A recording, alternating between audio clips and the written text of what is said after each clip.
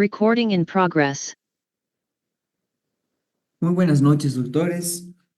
La jornada del día de hoy nos toca abordar acerca de los trastornos hipertensivos del embarazo, un tema en lo particular, creo que con bastante controversia por la forma en cómo está abordado, pero comencemos.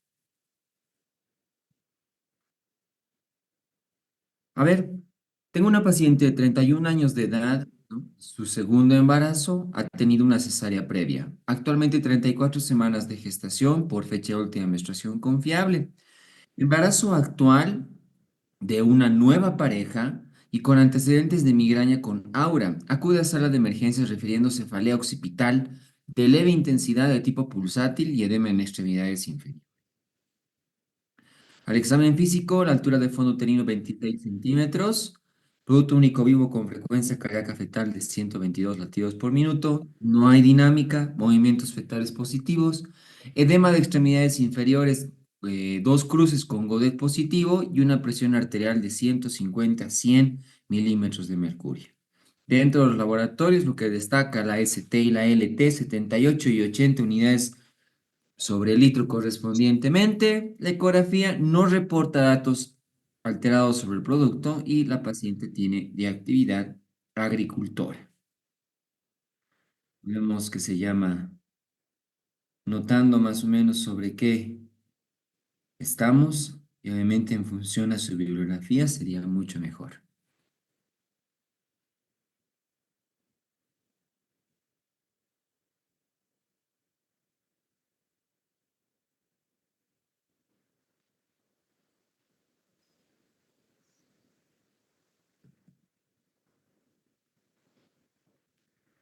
Bien, a lo largo de los últimos años, el diagnóstico de los trastornos hipertensivos del embarazo ha ido en ascenso. Esto no solo en función a que la misma hipertensión ha ido aumentando independientemente de la gestación, sino que considerablemente conforme pasa el tiempo tenemos más factores de riesgo para que se pueda producir presión alta en la gestación. Entonces, la definición lo dicen como la elevación de las cifras tensionales mayor a 140-90 milímetros de mercurio que ocurre durante la gestación. Y en función al tiempo en el que se produzca, es que la bibliografía que tienen lo clasifica de la siguiente manera. Preeclampsia es aquella hipertensión que ocurre después de las 20 semanas de gestación, que se llama dentro de la subclasificación para preeclampsia, están las pacientes con eclampsia y síndrome HELP.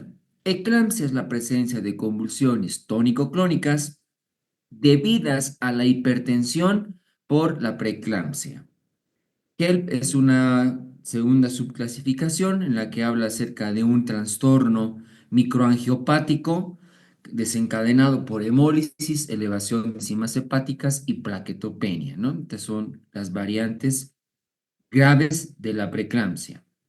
Tenemos otra clasificación que es la hipertensión crónica, es decir, aquella paciente que tenía presión alta antes de las 20 semanas o inclusive aquella paciente que ya ha sido diagnosticada de hipertensión antes del embarazo. Esta además puede añadirse con preeclampsia, ¿no? Es decir, que además de las cifras tensionales, va a empezar con datos de proteinuria, porque es la principal característica para llamarle preeclampsia, la presencia de proteinuria mayor a 300 miligramos en proteína de 24 horas. Y tenemos una clasificación más que se llama hipertensión esencial. Y aquí dice algo un poco tanto confuso tal vez para la bibliografía, porque dice, son pacientes que tienen una elevación transitoria de su presión arterial, que son más allá de las 20 semanas, pero que no cursan con proteinuria.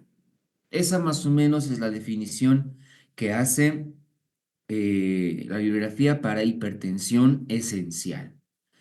Dentro de los factores de riesgo en general para todos los trastornos hipertensivos del embarazo están la edad, donde es más frecuente en las edades extremas de la vida reproductiva o muy jovencitas o pacientes con edades perimenopáusicas, pacientes sin antecedentes de embarazo, es decir, las primigestas, la obesidad, la diabetes y los antecedentes familiares, tanto de preeclampsia como de hipertensión arterial.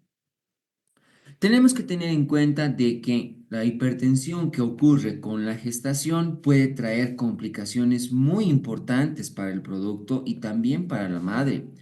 Primordialmente para el producto porque puede producir restricción de crecimiento intrauterino, y en función a la madre puede producir desprendimiento prematuro de placenta norma inserta, puede producir a la larga insuficiencia cardíaca e insuficiencia renal, puede haber datos de edema agudo de pulmón, coagulación intravascular diseminada, accidente vasculocerebral de tipo isquémico, daño hepático y eclampsia, ¿no? Estas son complicaciones que pueden haber en función al trastorno hipertensivo del embarazo. Dentro de los factores de riesgo propiamente dichos para la preeclampsia como tal, tenemos que tener en cuenta muchos más, donde tenemos factores de riesgo maternos, factores de riesgo por parte del padre y factores de riesgo propiamente del producto o de la placenta propiamente dicha. Las pacientes que han tenido preeclampsia en un embarazo anterior tienen mayor chance de poder hacer preeclampsia en un embarazo siguiente.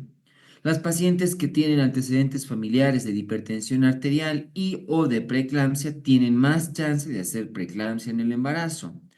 La edad, como le decía, pacientes menores de 16 años o pacientes mayores a 35 40 años tienen más chance de hacer preeclampsia. Las pacientes que ya tienen, entre comillas, están entrando con hipertensión arterial al embarazo, las pacientes con enfermedad renal crónica, las pacientes con índice de masa corporal superior a 35, obesidad, las pacientes con diabetes tanto mellitus como también diabetes gestacional tienen mayores chances. Dentro de las enfermedades autoinmunes, aquí están primordialmente el síndrome de anticuerpo antifosfolipídico y el lupus eritematoso sistémico, y también las pacientes con tratamientos de fertilidad como las de alta complejidad. Fertilización in vitro tienen más chance por el factor materno. Pero en su bibliografía también habla acerca del factor paterno, ¿no? Las pacientes que el padre prácticamente va a ser su primipaternidad, los pacientes con alteraciones de la fertilidad, ¿no? Como por ejemplo, pueden hacerse un tratamiento para mejorar la calidad espermática, puede ser, o los pacientes que en su rama familiar también tienen antecedentes de hipertensión arterial.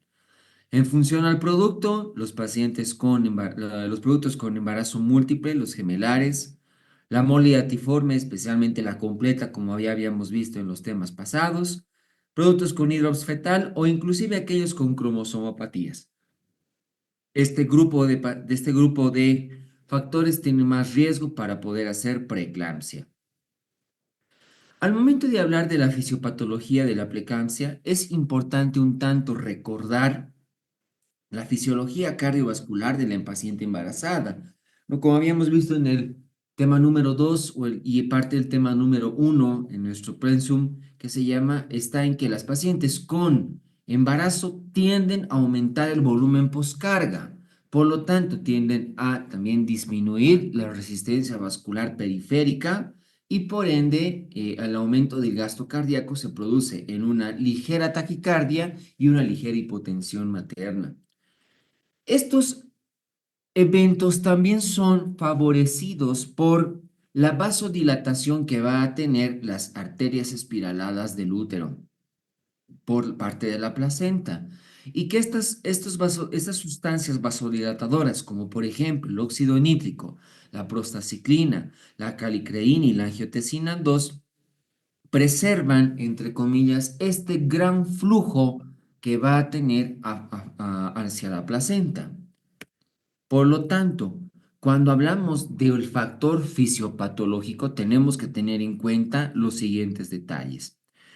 La segunda migración trofoblástica por el citotrofoblasto, aproximadamente entre las 11 a 13 semanas de embarazo, va a remodelar la vasculatura de las arterias y va a producir de que se produzcan vasos de alta conductancia, perdón, alta conductancia, ¿no? Vasos bastante dilatados porque va a perder la túnica media de la arteria. Esta es una característica para que se produzcan alta conductancia, mientras que en el trastorno hipertensivo del embarazo no se pierde la túnica media y por ende se vuelven en vasos de alta resistencia. Esto va a condicionar un remodelado arteriolar, por ende van a haber zonas de daño endotelial y zonas de isquemia. Esto va a producir que se llama una síntesis de metaloproteinasas que van a empezar a consumir colágeno ante la disfunción de hipoxia y por ende van a disminuir las sustancias vasodilatadoras y por ende más al contrario, van a haber aumento de las sustancias vasoconstrictoras, ¿no? Aquí se destaca el tromboxano A2 principalmente, el factor de activación plaquetaria, el factor de necrosis tumoral alfa, ¿no? Dentro de otras teorías acerca que promueven todo este conjunto y esta cascada de mecanismos fisiopatológicos está el trastorno inmunológico. Se ha demostrado que la placenta puede tener una perspectiva diferente ante un cambio de pareja. A esto se le conoce como complejo de inmunohistocompatibilidad o HLA, como está en su bibliografía. Entonces, este factor inmunológico también participaría en esta gran cascada fisiopatológica de la preeclampsia.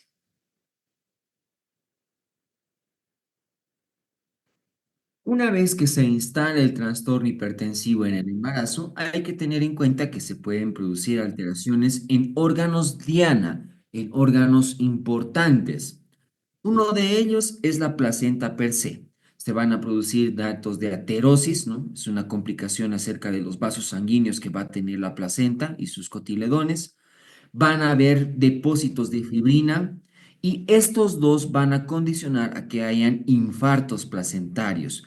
Probablemente sea una de las principales condicionantes para que haya insuficiencia placentaria y restricción de crecimiento intrauterino para el producto. El riñón también se ve afectado. Teniendo en cuenta de que, como habíamos visto en la fisiopatología, el órgano efector para el trastorno hipertensivo es la placenta y, entre comillas, no estuviera alterado el sistema angiotensina-aldosterona desde un principio, a la larga sí puede estar alterado. Y esto también porque en el riñón empieza a haber una alteración en el endotelio glomerular. Se forman unos espacios bastante amplios, por lo tanto, se permite que haya paso de filtración de proteínas de alta densidad, por ende la paciente va a presentar proteinuria. Van a haber depósitos de inmunoglobulina y ante esta alteración y los depósitos se va a presentar una necrosis tubular. Esto a la larga repercutiría el por qué una paciente puede hacer insuficiencia renal a la larga.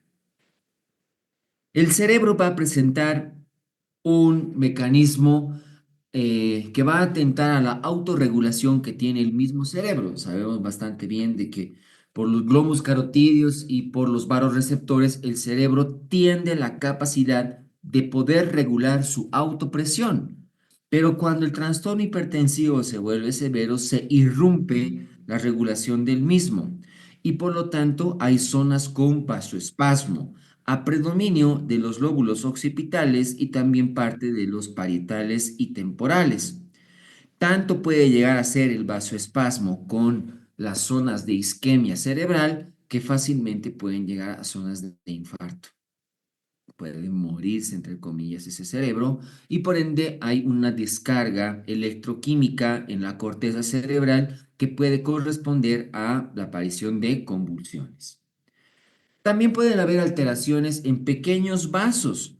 Y dentro de los pequeños vasos, el más llamativo es el que haya la presencia de hemólisis, elevación de transaminasas y plaquetopenia. Por correspondiente, explica la fisiopatología propiamente dicha del síndrome de HELP, ¿no? Que se caracteriza justamente por estos tres detalles.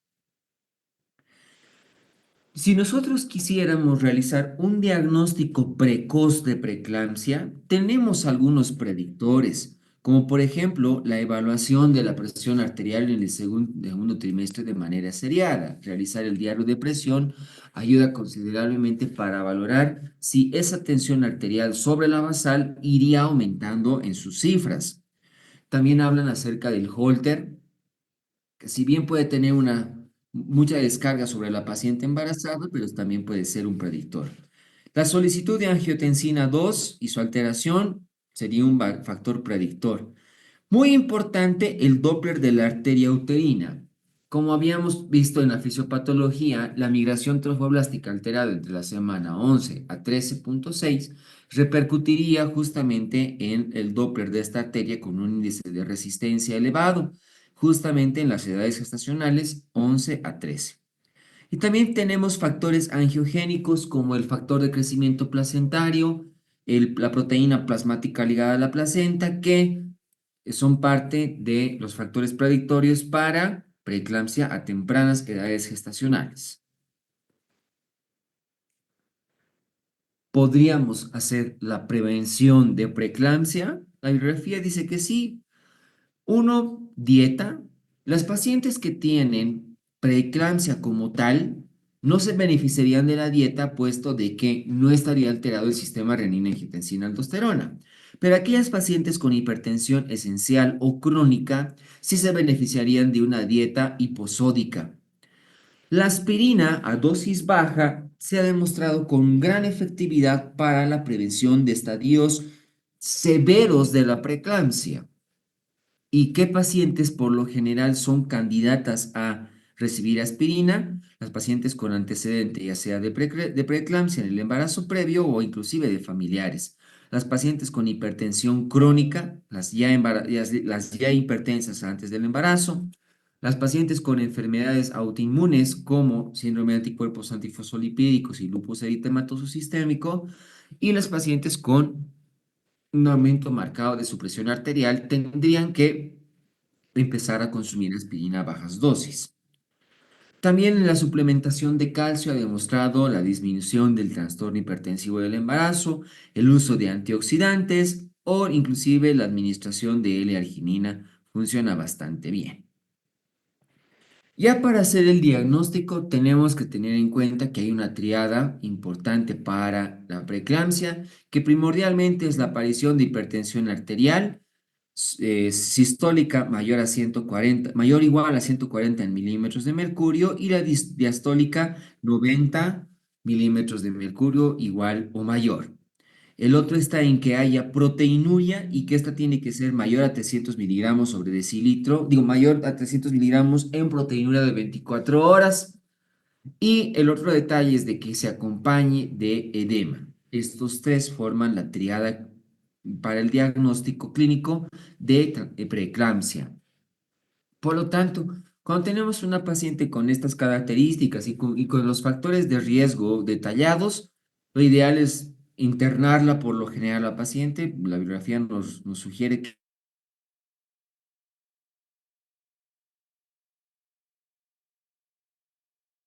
siempre buscar lo cual hay la afectación de la preeclampsia dentro de los laboratorios, además de lo obvio, en función renal siempre pedir el clearance de creatinina, proteinura de 24 horas. La ecografía siempre será importante en función al perfil biofísico fetal y al Doppler, tanto de arteria uterina para el estudio de la madre, como también de arteria umbilical y cerebral media y su relación sistólico-diastólica para el producto. La solicitud de electrolitos, amniocentesis importante para a veces valorar la maduración pulmonar y algunas pacientes también se benefician de realización del examen físico del fondo de ojo. Algunas pacientes con hipertensión severa pueden tener hasta desprendimiento de la retina.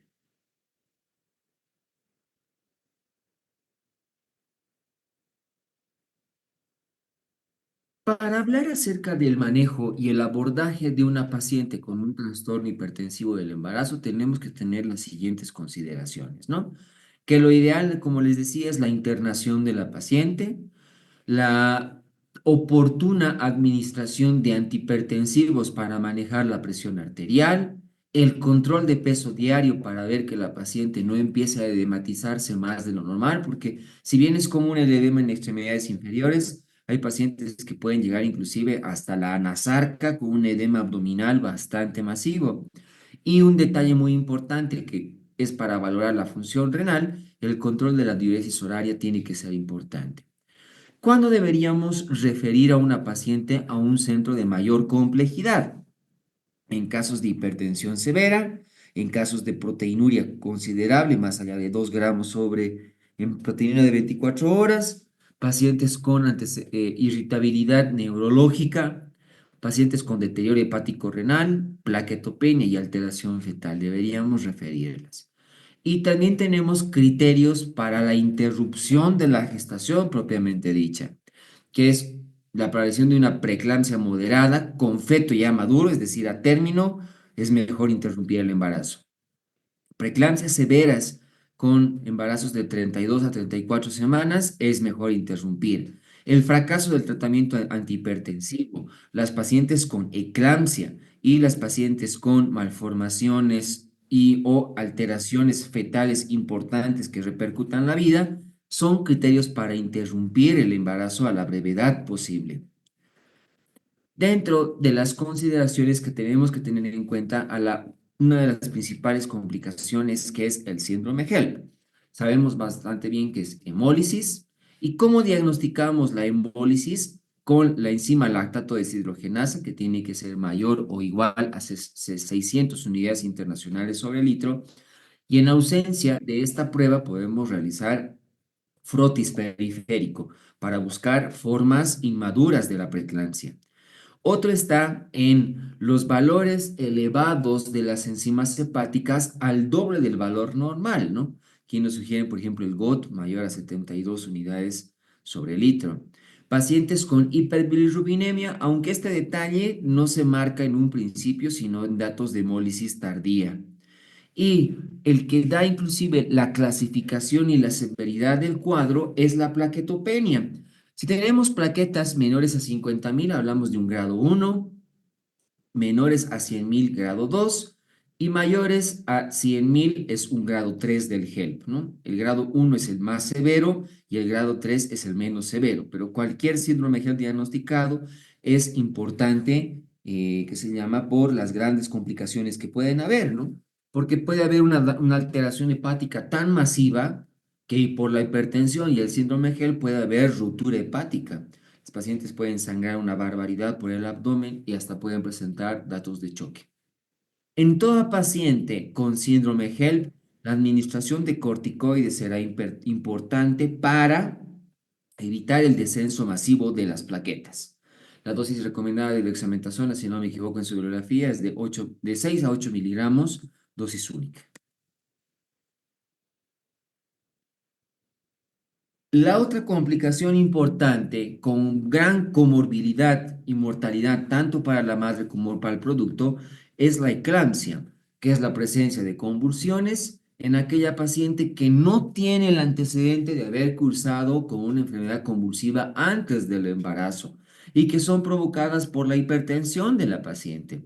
Entonces, en toda paciente con eclampsia siempre debemos valorar la vía aérea, ¿no? Y para la vía aérea nos sugieren administración de una cánula de Guedel, ¿no? Es lo más favorable para este tipo de pacientes. Evitar las crisis convulsivas, donde el principal medicamento para evitar la crisis convulsiva es el sulfato de magnesio, porque se ha demostrado que no tiene alteraciones para el producto. Otra alternativa ante la ausencia o la resistencia de este medicamento tendría que ser el diazepam. Controles vitales importantes, control de la presión arterial y para evitar el edema cerebral también se utiliza dexametasona en las pacientes con eclampsia. ¿Cuáles son las pacientes que generalmente van a presentar eclampsia, es decir, signos inminentes de eclampsia? Serían las pacientes que tienen una elevación de 30 miligramos sobre la presión diastólica, es decir, una hipertensión severa, una crisis hipertensiva.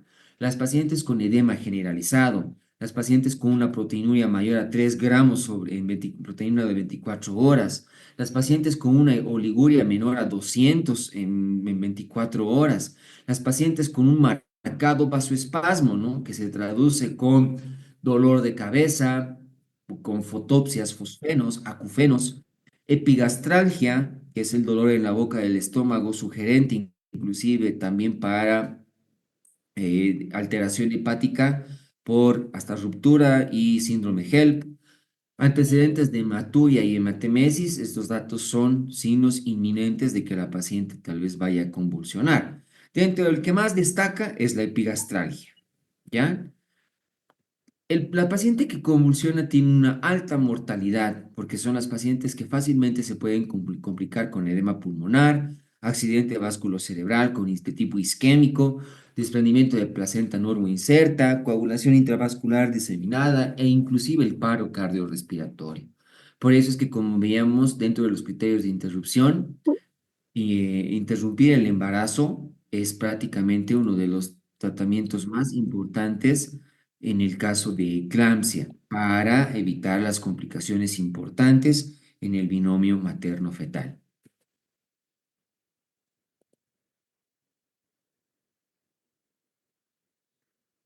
Cuando ya empezamos a hablar de antihipertensivos, tenemos que tener en cuenta que solo cierto grupo de antihipertensivos nos van a ayudar y algunos antihipertensivos son, entre comillas, específicos desde el punto de vista de una crisis hipertensiva y tengamos que administrarlo en dosis para bajar a la brevedad posible la presión, ¿no? Uno de los más utilizados, el metildopa, de acción central, la dosis que nos sugiere la bibliografía es de 125 a 500 miligramos, ya sea de 6 cada 6 o cada 8 horas, pero este medicamento no se utiliza para, que se llama crisis hipertensiva. Este no se utiliza para esto. La hidralacina se puede utilizar tanto en vía oral como en dosis endovenosa. Esta última será para crisis hipertensiva. La gran ventaja de este medicamento es que es vasodilatador, no altera el producto. La dosis para vía oral es de 25 a 50 miligramos y la dosis endovenosa es de 4 miligramos en bolo lento. El nifedipino es un antagonista de los canales del calcio. Su dosis en vía oral sugiere la bibliografía de 5 a 10 miligramos y por vía endovenosa mayor a 5 miligramos. La betalol de acción central es un beta bloqueante más que se llama, solamente nos sugiere la vía oral, y que es 50 miligramos. Hay una partecita en la bibliografía que dice tratamiento para el producto a veces puede ser deleterio y habría que utilizar más estudios, por lo tanto recomendamos este antihipertensivo ante la ausencia de los otros antihipertensivos. Tenemos el nitroprusiato sódico de acción diurética para crisis hipertensiva solamente utilizar a 5 miligramos y la furosemida que también es un diurético utilizar solamente en crisis hipertensiva en dosis de 20 miligramos. Hay antihipertensivos que están totalmente contraindicados. Uno, porque como no está alterado el sistema renina-angiotensina-aldosterona, no nos sirve de nada. Y número dos, porque pueden producir malformaciones para el producto. Dentro de ellos destacan los IECA, como el enalapril, los ARA2, como el losartán, vuelvo a recalcar el abetalol, dice, no hay una posibilidad de alteración para el producto, y administrar solo ante ausencia de los otros medicamentos, y también está contraindicada la espironolactona.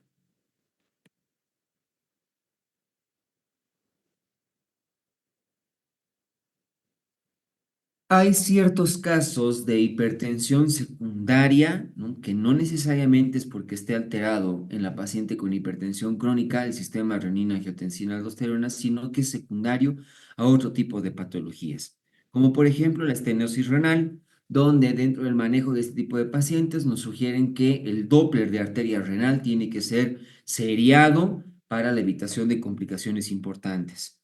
Tenemos la hiperaldosterona, que estas pacientes se benefician con el antihipertensivo y antagonistas del calcio, como el nifedipino. Pacientes con coartación de aorta, siempre se debería realizar en lo que el embarazo permite, ecografías transesofágicas para valorar cómo está. Y en coartación de aorta, los mejores antihipertensivos son los beta bloqueantes, me ayudan a la función cardíaca. En pacientes con feocromocitoma es un desenlace a veces muy deleterio para el producto porque hay muchas alteraciones con catecolaminas, pues hay que pedirlas y en la general la cirugía hay que hacer en el segundo trimestre con alta posibilidad de que pueda haber alteración con el producto.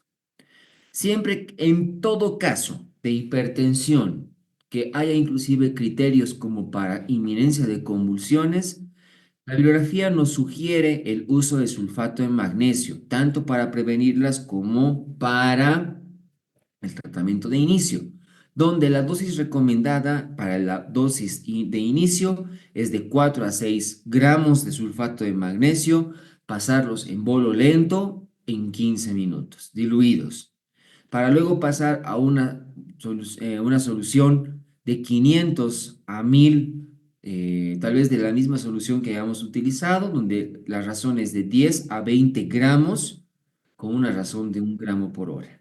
¿Ya? Todo paciente con trastorno hipertensivo que se administra sulfato de magnesio y se tiene que interrumpir el embarazo, es recomendable el continuar con el sulfato de magnesio entre las 24 y 48 horas posterior a la resolución del embarazo, porque pueden haber datos de que haya aún presencia de convulsiones a pesar de interrumpir el embarazo, con datos de hipertensión también.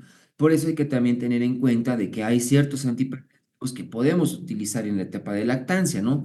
Como el metildopa, como los inhibidores de la enzima convertidora de angiotensina. Aquí sí podemos ya utilizar enalapril la lactancia y también podemos utilizar beta bloqueantes. Bueno, doctores, vamos a nuevamente citar nuestro caso clínico. Tengo una mujer de 31 años, su segundo embarazo, ha tenido una cesárea previa, 34 semanas de embarazo, por fecha de última menstruación confiable, es un embarazo de una nueva pareja y con antecedentes de migraña con aura. Acude a la sala de emergencia refiriendo cefalea occipital de leve intensidad de tipo pulsátil y edema de extremidades inferiores. El examen físico, altura de fondo uterino de 26 centímetros. El latido cardíaco está, entre comillas, dentro de parámetros normales. No hay contracciones, movimientos fetales presentes. Edema en extremidades inferiores, dos cruces con Godet positivo. La paciente una presión arterial de 150 a 100 milímetros de mercurio. En los laboratorios destaca elevación de las transaminasas, AST 78 y ALT 80 unidades sobre el litro correspondientemente. En la ecografía no hay datos alterados y nuestra paciente es agricultora. ¿Qué opinan, doctores?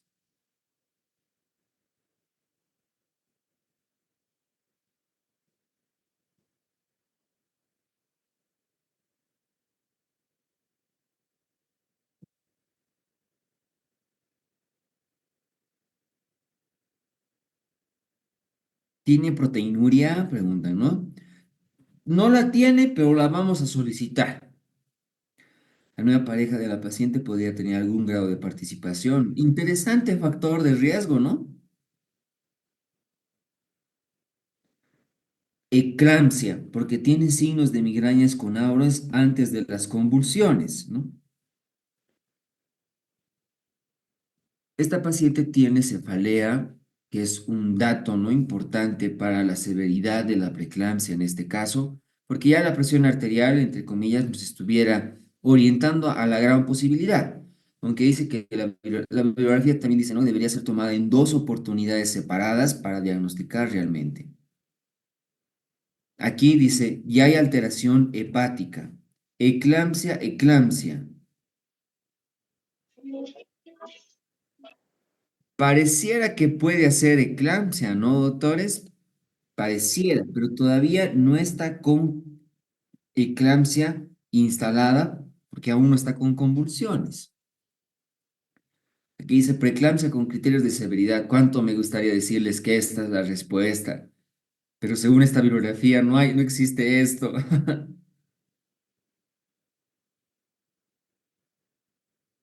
Posible síndrome HELP, ya, me agrada igual la respuesta porque ya hay alteración hepática, ¿no? Nos faltaría probablemente saber si hay hemólisis y plaquetopenia.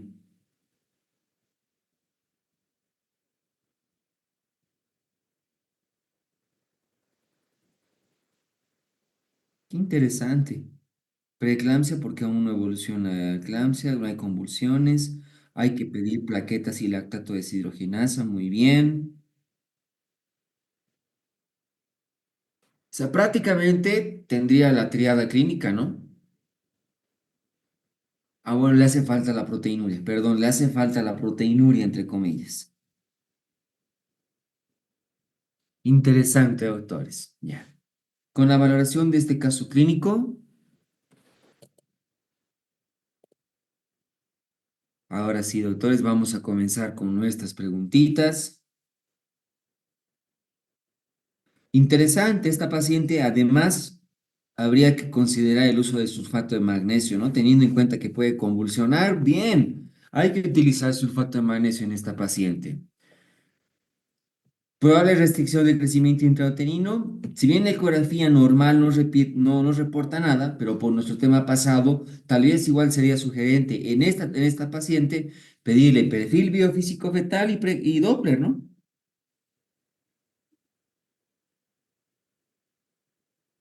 Alguien dice, sería importante maduración pulmonar, pues la edad gestacional no los permite. Podría ser una gran alternativa.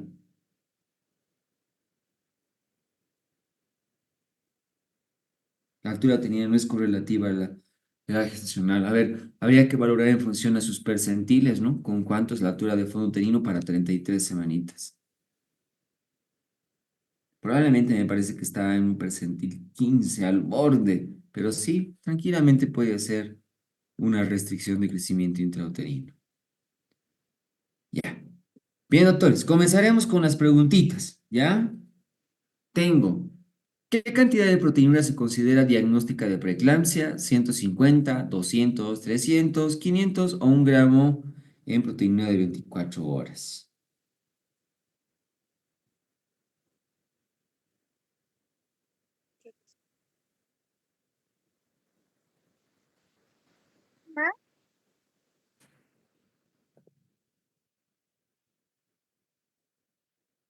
No vamos a darle mucho vuelta con esta. La presencia de proteína mayor a 300 miligramos en orina de 24 horas a una relación proteína-creatinina mayor a 0,3 es criterio diagnóstico de preeclampsia.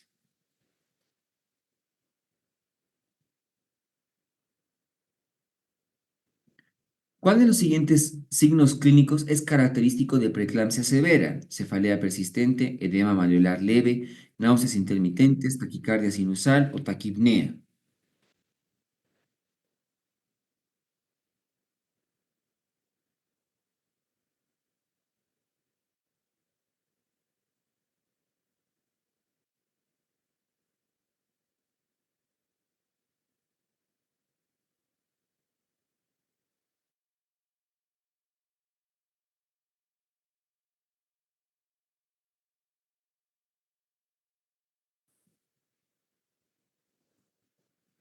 Dato de vasoespasmo, importante, la cefalea persistente. La cefalea intensa y persistente es un signo de afectación neurológica por vasoespasmo cerebral, característico de la forma severa del embarazo, de la hipertensión, perdón.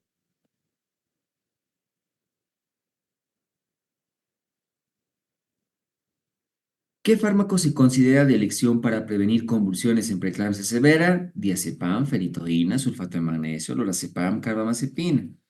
Demasiado sencillo.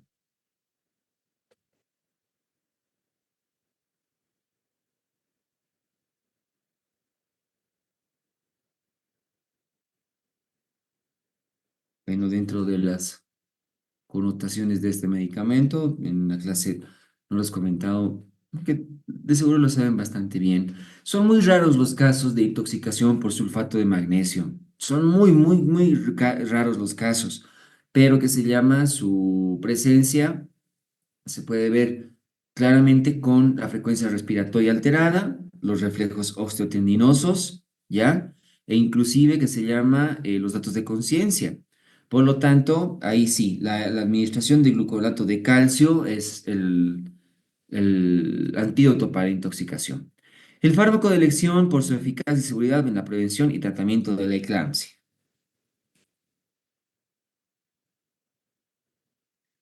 ¿Qué antihipertensivo está contraindicado en el embarazo? Hidralazina, alfametildopa, labetalol, enalapril o el nifedipino.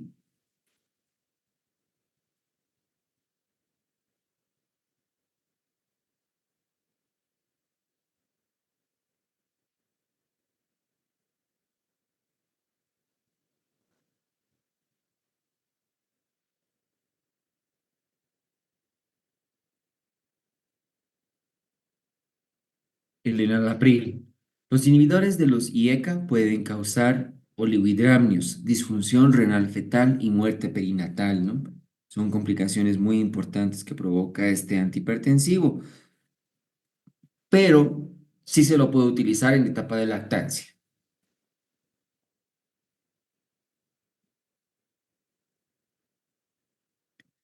¿Cuál es el tratamiento definitivo de la preeclampsia? El uso de sulfato de magnesio, los antihipertensivos, la interrupción del embarazo, el reposo absoluto o el nifedipino por vía oral.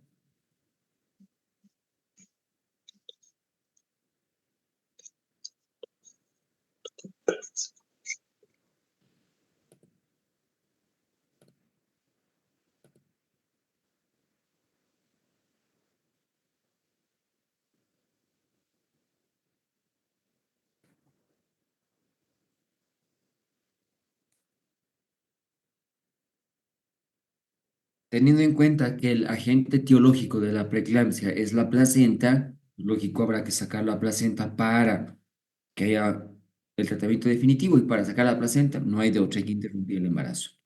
El único tratamiento curativo es la finalización del embarazo y que con el cuadro se resuelve tras la expulsión de la placenta. ¿Cuál es el mecanismo principal del edema en preeclampsia? Aumento del gasto cardíaco, retención renal de sodio, obstrucción linfática, vasodilatación periférica o hipoproteinemia y daño endotelial.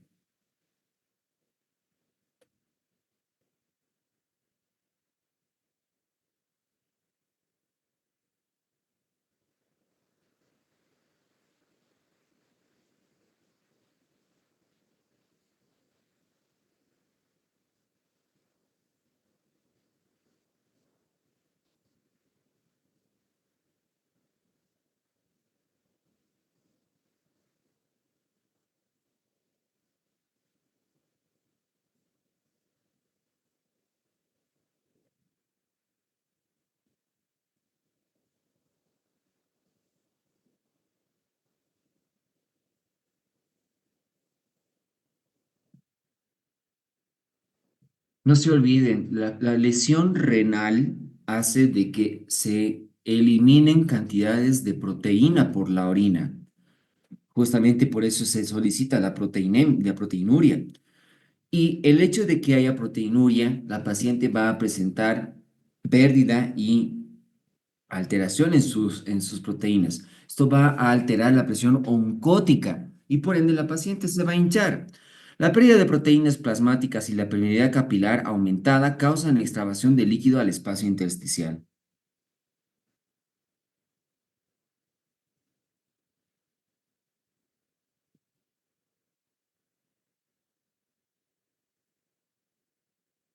¿Qué alteración visual puede aparecer en la preeclampsia? Diplopía, escotomas, ceguera, desprendimiento de retina o pérdida de la visión cromática.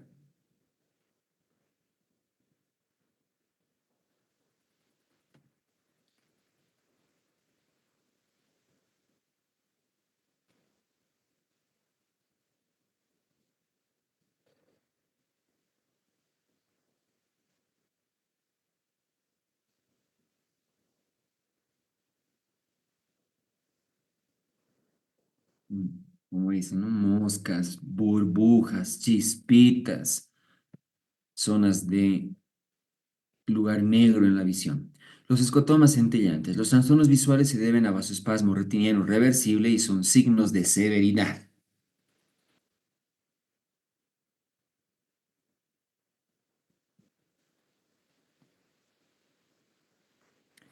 ¿Cuál es el tratamiento inicial del edema pulmonar en preeclampsia? Restricción de líquidos y furosemida, hidralazina intravenosa, oxígeno de expansión de cristaloides, betametasona o diuréticos.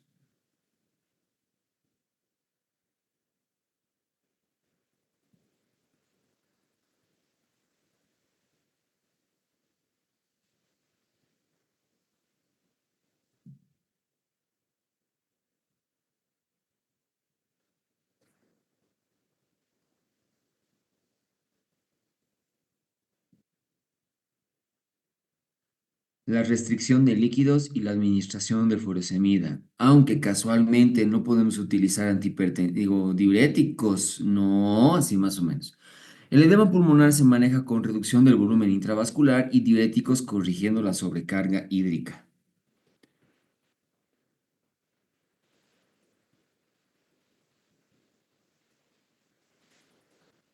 ¿Qué hallazgo sugiere progresión a eclampsia inminente? Oliguria, hiporreflexia, edema facial, proteína de 2 gramos o dolor epigástrico.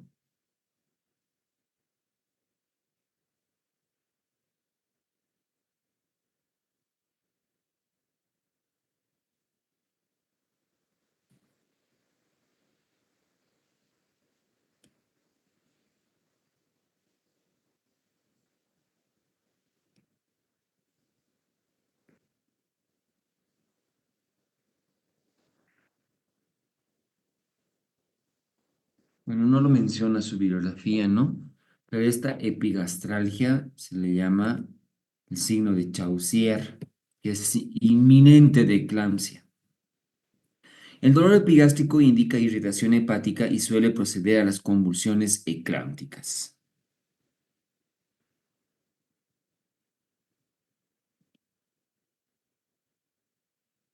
¿Qué parámetro clínico indica toxicidad por magnesio? Náuseas, hipertermia, dolor abdominal, reflujos osteotendinosos abolidos o hipotensión.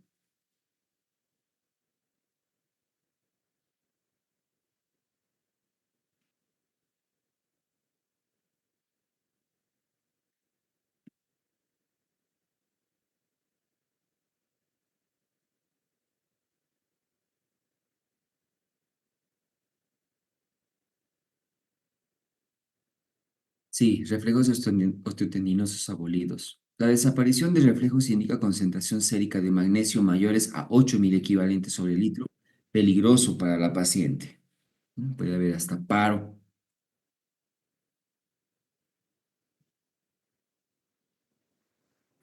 ¿Qué hallazgo laboratorial sugiere daño hepático severo? Aumento de AST y LT más de 2 veces, elevación de bilirrubina directa aislada, disminución de proteínas totales, fosfatasa alcalina elevada, ácido úrico disminuido.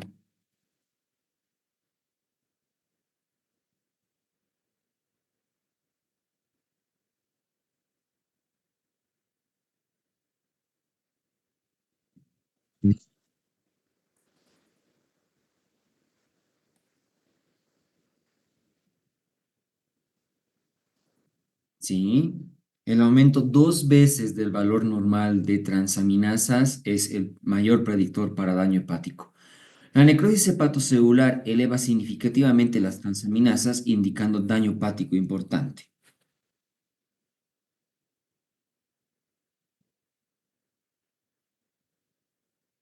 ¿Qué parámetro permite distinguir preeclampsia de hipertensión crónica? Inicio antes de las 20 semanas, presencia de proteinuria, hipertensión leve, aumento del hematocrito o disminución del peso fetal.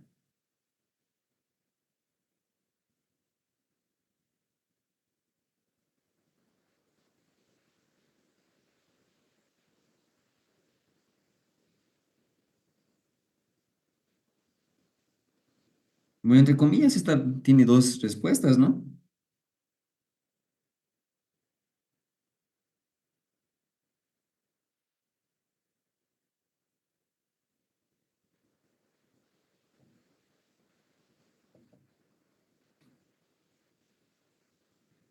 Y sí,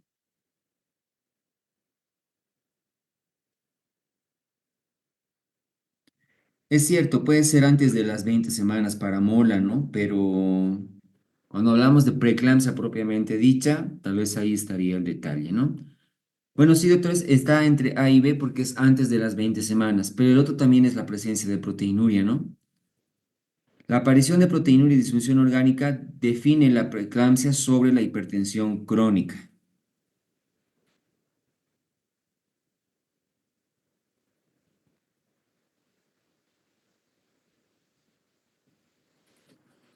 ¿Cuál es el tratamiento antihipertensivo intravenoso en elección de crisis hipertensiva? Hidralazina, atenolol, enalapril, propanolol o el amlodipino.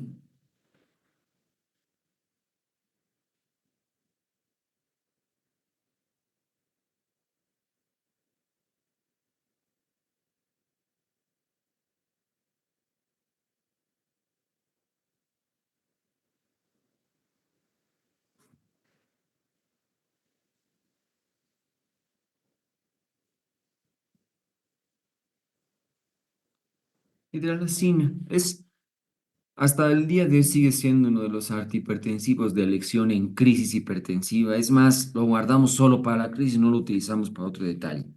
Es segura, eficaz y rápida para reducir la presión sin alterar el flujo uteroplacentario. Es la gran ventaja de la hidralazina. ¿Qué intervención preventiva ha demostrado reducir la incidencia de preeclampsia en mujeres de alto riesgo? Ejercicio físico, dieta rica en folatos, hidratación forzada, antihipertensivos o administración de aspirina.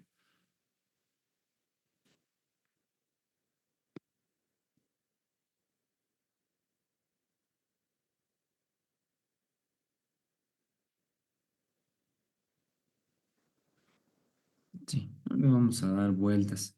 Te preguntan, si se acuerdan, no solo es para preeclampsia, sino también para restricción de crecimiento fetal, ¿no?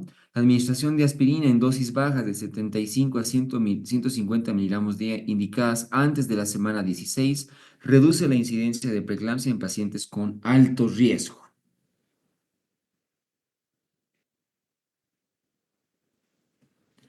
¿Cuál es el principal mecanismo fisiopatológico del síndrome de HELP? Alteración inmunológica del trofoblasto, hipercoagulabilidad en el embarazo normal, trombocitosis reactiva, disfunción endotelial y microangiopatía trombótica o hiperperfusión renal aislada.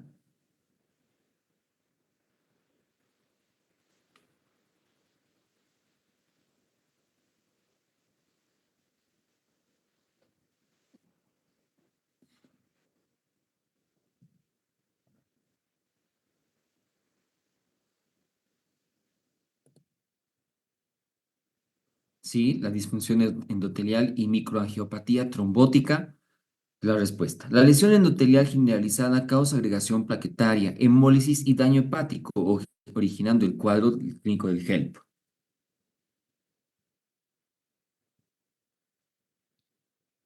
¿Qué examen confirma la hemólisis en el síndrome HELP? Hematocrito elevado, esfuerzos respiratorios anormales, esquistocitos en frotis periférico, plaquetas aumentadas o hematuria leve.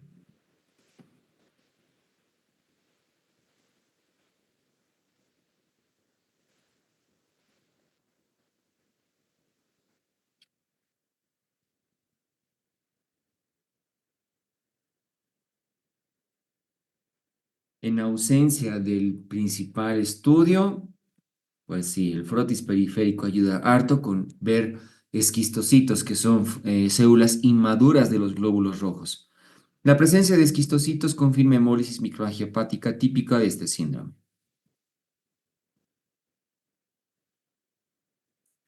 ¿Cuál es la complicación hepática más grave asociada al síndrome de HELP? Colestasis intrahepática, hematoma o ruptura hepática, esteatosis, hepatitis viral secundaria o cirrosis aguda.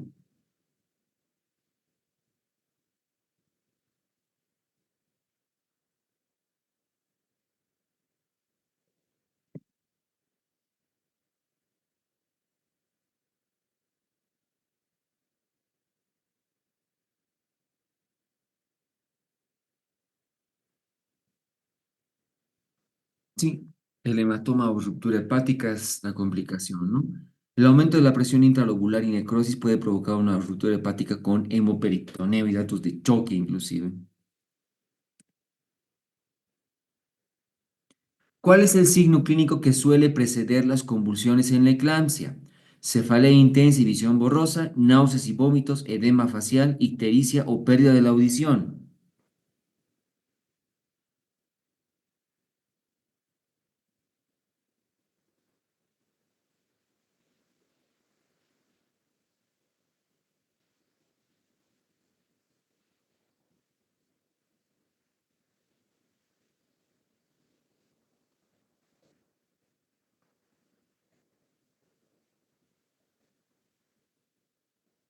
Si somos estrictos en su bibliografía, sí, pueden ser datos de hiperemesis, dice, ¿no? Pero el primordial, además de la epigastralgia, son los datos de vasoespasmo, como cefalea intensa y visión borrosa. Estos síntomas anuncian compromiso cerebral y son signos de alarma en eclampsia inminente.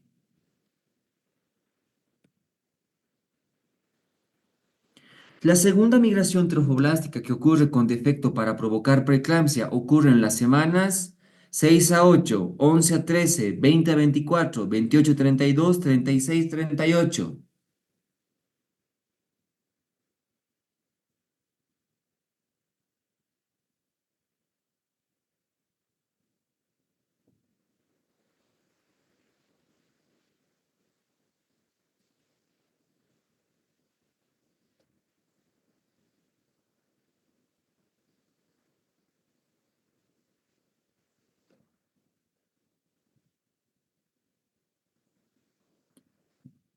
De 11 a 13 semanas. Alrededor de las 11 semanas, los tapones indisueltos en el trofoblasto y el flujo de sangre aumenta de manera súbita y la placenta desarrolla mecanismos de cuidado para estrés oxidativo.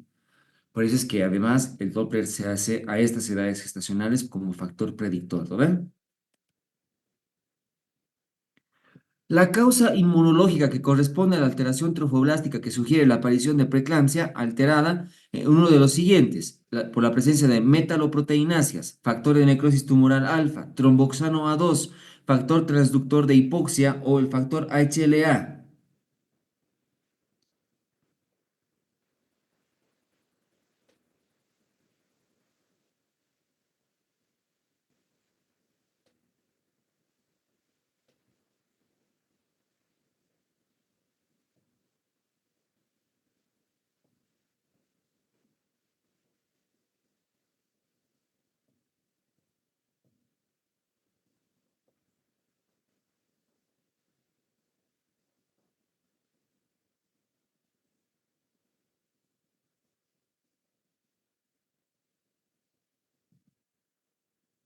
Sí, es el complejo de inmunohistocompatibilidad HLA.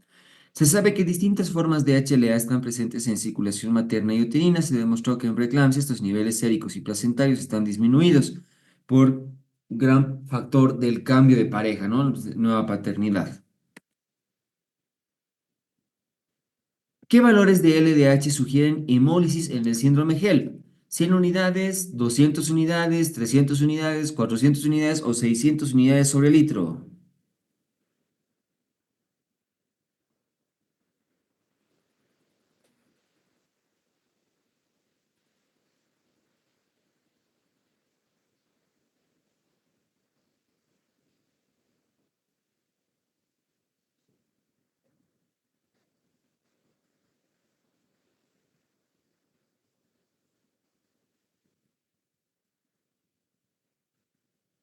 En el síndrome GEL, valores superiores como 600 unidades internacionales sobre el litro de lactato de deshidrogenasa, enzima que se libera ante la ruptura del glóbulo rojo, sugieren la aparición de hemólisis.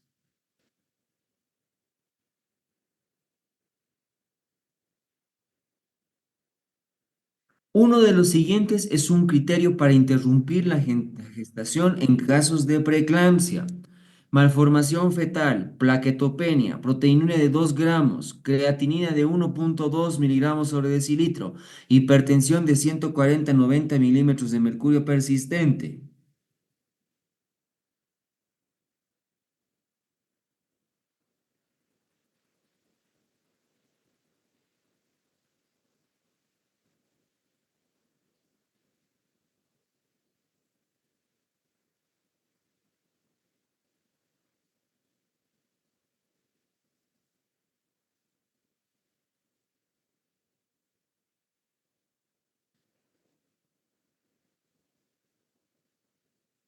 Lo que su bibliografía sugiere para interrupción inmediata de preeclampsia, dentro de ellos está malformación fetal.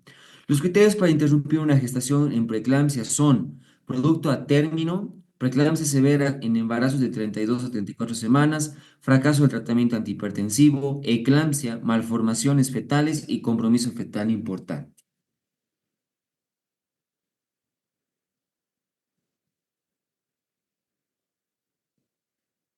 Doctor, muchísimas gracias. Yo estoy atento a todas las consultas que puedan tener ustedes.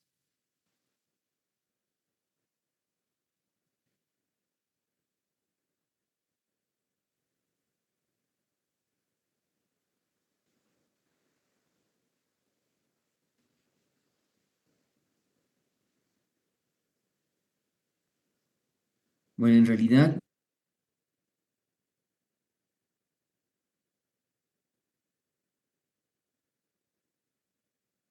no me equivoco, es cesárea. Permítanme ver un momentito ¿Estás para seguro? no equivocarme, como lo hice el pasado lunes. ¿Será que podría explicar eso del HLA? No entendí esa pregunta. No se preocupe, doctora. Sí, es cesárea y parto prematuro, ¿ya? ¿Qué se llama?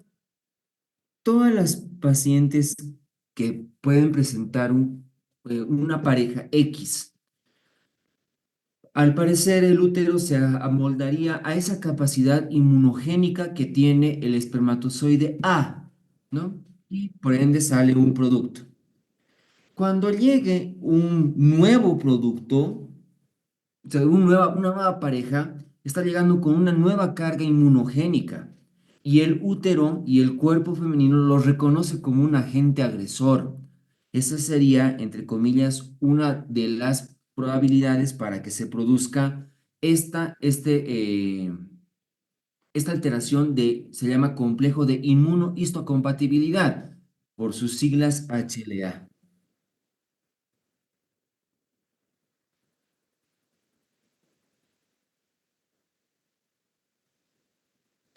¿Alguien sabe en qué capítulo está inducción y conducción?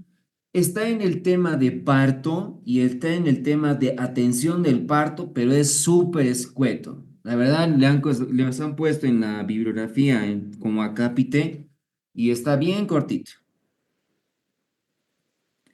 La dosis de aspirina debe ser de 100 miligramos. Hoy en día la tendencia está en que sea lo más bajita posible, de 75 a 81 miligramos, pero su bibliografía dice con que sea de 75 a 150 estamos bien.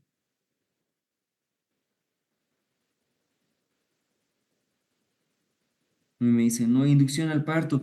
Si logran ver y repasar en el libro, inducción, pero así bien separado, no hay un que le digan esquema, con qué empiezo y nada más. Es bien cortito, pero está en dos temas. Está, si no me equivoco, en atención, está en parto y en atención del parto o... Ay, ahorita se me ha ido, ¿no? Pero si no, yo les aviso. ¿Por qué la fecundación in vitro aumenta el riesgo de preeclampsia? Al ser que se llama un embarazo extracorporal, porque la fertilización in vitro es extracorpóreo, el detalle en que esté con una capacidad de implantación no propiamente dentro del cuerpo humano sería una de las causantes. Dos, en fertilización in vitro se utiliza mucho ovodonación, donde si fuera los óvulos de otra paciente, ahí también estaría inmiscuido el complejo HLA, no por parte del padre, sino por un óvulo que no le corresponde a la madre. ¿Cuáles son las secuelas de la eclampsia? Dentro del daño neurológico, aquí su bibliografía no lo sugiere como el síndrome PRES, ¿no? Que es la leucoencefalopatía posterior reversible. Sí dice que la alteración es más de la sustancia blanca en lóbulos posteriores parietales, pero no lo habla como un síndrome como tal. Entonces la secuela es el síndrome PRES. Hay quien me dice, el esquema SUSPAM, ¿quiere que lo repita como su bibliografía? Dice, de 4 a 6 gramos en bolo lento, en 15 minutos de sulfato de magnesio, diluidos. Y la dosis de mantenimiento es de 10 a 20 gramos de sulfato de magnesio en solución de 500. Es bastante esa dosis, pero así dice su bibliografía por si acaso. Doctor, buenas noches. Entonces, esta nueva bibliografía ya no clasifica por severidad la preeclampsia ni tampoco el tema de hipertensión gestacional. Sí, literalmente. Hay solamente tres, que es preeclampsia, hipertensión crónica con su subacápite, no está como otra, que es preeclampsia digo, hipertensión crónica con preeclampsia sobreañadida. Y esta hipertensión esencial, así, ¿no? Y dice que es transitoria cuando no hay proteinuria. Ahí no me agrada mucho esa clasificación. Doctor, ¿por qué no se puede utilizar furosemida en las embarazadas? Porque produce alteraciones en el producto. Por lo general, los diuréticos no utilizamos en el embarazo. La clasificación de hipertensión crónica con proteinuria es válida en esta biología o solo se usa hipertensión crónica con preeclampsia sobreañadida. Entre comillas, ese pequeño parrafito que dice sobre hipertensión crónica con preeclampsia sobreañadida está como para tener en cuenta la proteinuria en una hipertensión crónica, ¿no?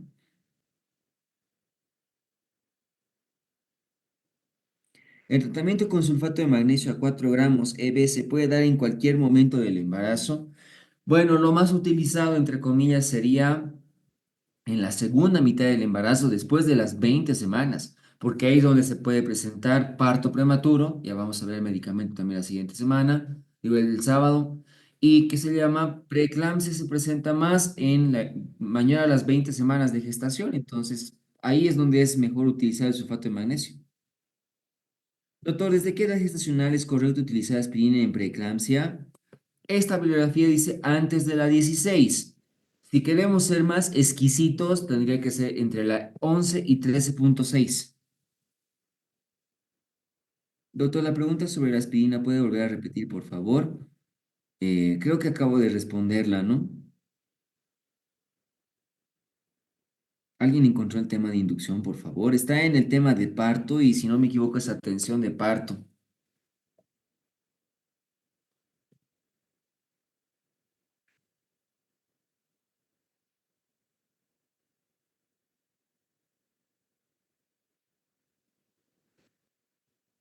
No, aún no pasaron los PDFs del tema de RP, me podría pasar al grupo, es que yo me equivoqué, doctor, entonces les han pasado el PDF de amenaza de parto prematuro, que era correspondiente a su cronograma, y yo me equivoqué, les pido mil disculpas, doctores. Lo más seguro es que entonces el PDF de EPM les van a pasar el día sábado, por favor.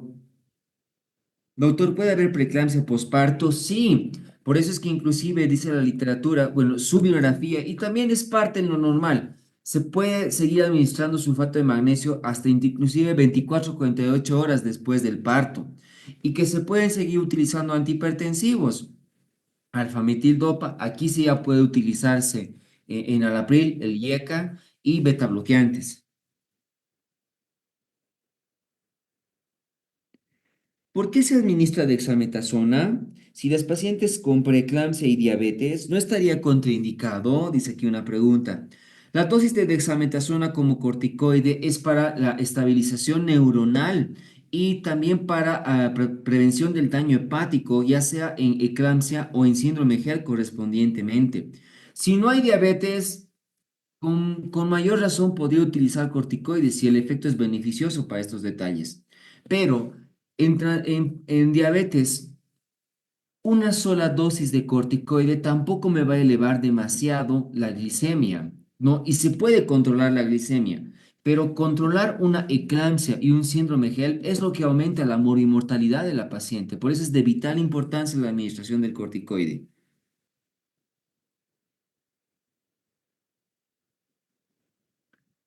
A ver, espérenme un ratico. Aquí una vez el determinismo del parto, ¿en qué capítulo estaría?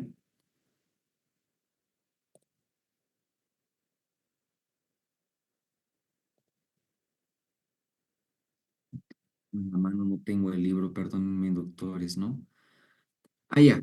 En mecanismo del parto está que se llama parte de conducción y en el parto propiamente dicho. En esos dos temas estaría inducción del parto, ¿no? Determinismo yo lo he colocado como en parte del cronograma que se llama, pero está estos dos temas para lo que es parto y determinismo, por favor. Mecanismo del parto en presentación de vértice y en el parto propiamente dicho.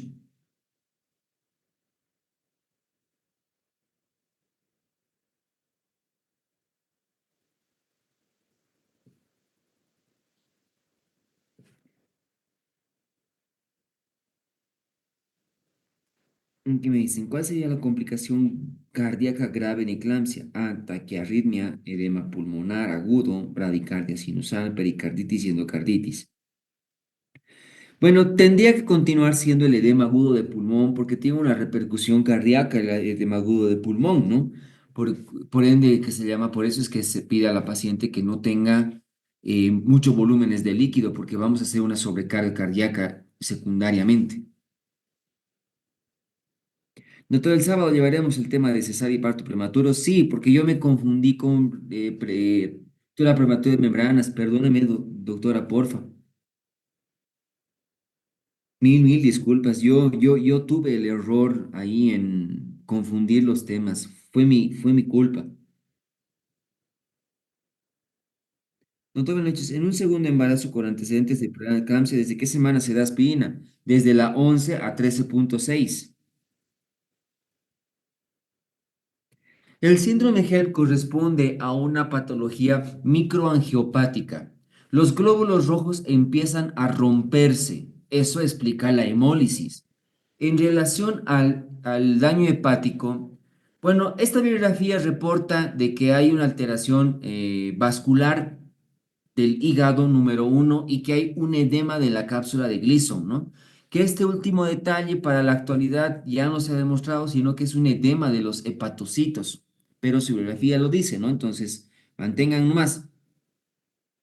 Y el otro detalle está de que la plaquetopenia está igual inmiscuida en una fisiopatología microangiopática, ¿no? Entonces se empiezan a consumir los glóbulos blancos por el daño hepático secundario y por eso está considerada la fisiopatología del control con cardiología en el puerperio, esto en HELP, esto en eclampsia, así más o menos lo voy a ver. No es necesario, salvo que la paciente sí tenga datos de alteración cardíaca, ¿no?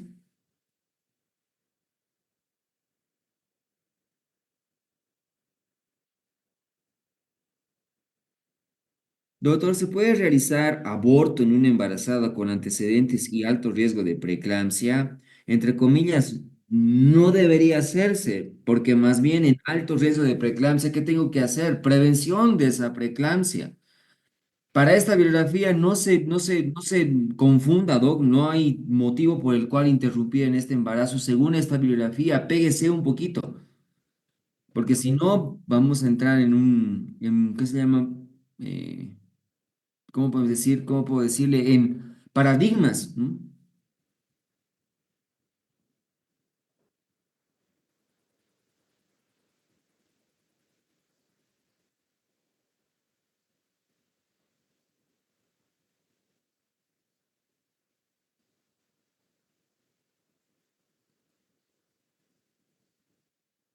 Doctor, para la prevención del edema cerebral en eclampsia, el uso de la desagmentación es suficiente, una dosis, pueden ser más. E inclusive el uso de corticoides en HELP y en eclampsia se utilizan mucho en función a la plaquetopenia. Existe un esquema que se llama MAGAN y esto es solicitando el recuento de plaquetas seriado. Ahí se ve si se va a administrar más o menos dexametasona, ya sea en dosis o ya sea en cantidad del medicamento. Por lo tanto, su bibliografía esta dice que la administración de corticoide ayudaría inclusive al edema cerebral. Entonces, dejémoslo ahí para que se utiliza dexametasona ya sea en HELP y en eclampsia.